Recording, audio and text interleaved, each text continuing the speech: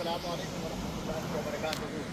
जी हाँ नाज़रीन कराम, ये समंदर के साहिली किनारे पर आप देख सकते हैं कि कितने अच्छे मनाज़िर नज़र आ रहे हैं जो आप अपनी माथे की निगाहों से देख सकते हैं। और समंदर के साहिली किनारे पर ये जो बस्तियाँ नज़र आ रही हैं कि किसी ज़माने में ये बस्तियाँ थी कौम समूद की, बताया गया है। अल्लाहु आलम बिस्सवाब।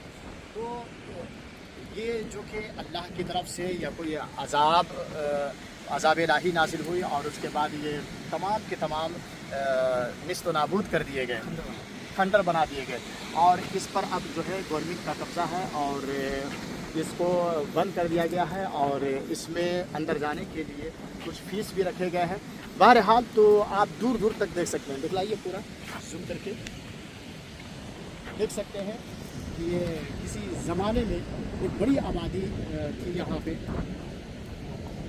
हुआ करती थी। अब आज देखिए कि किस तरह क्या कैसे हालात हैं। तो बताया जा सकता है कि दुनिया में आपके पास जितने भी आलिशान महले हों, संगमरमर की तराशी बिल्डिंग हो, या तो फिर आपके पास बंगले हो, कार हो, या फिर आपके पास ज़िंदगी के सारे वसाइल और आशाइश हों, लेकिन ये सब के सब धरे रह जाते हैं और दुनिया से इंसान खाली हाथ जाता है। ये आबादी बता रही है कि दुनिया से कुछ भी लेकर के नहीं जाना है, दुनिया से खाली हाथ जाना है और हमारी आलिशान महले और आलिशान संगमरमर की तराशी बिल्डिंगें यहीं का यहीं धरी का धरी और पड़े के पड़े रह जाएंगे।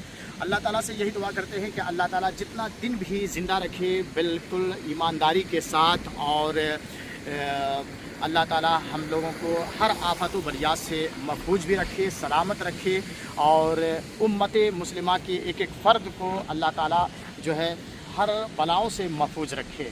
आप देख सकते हैं, फिर से एक बार दिखला दीजिए।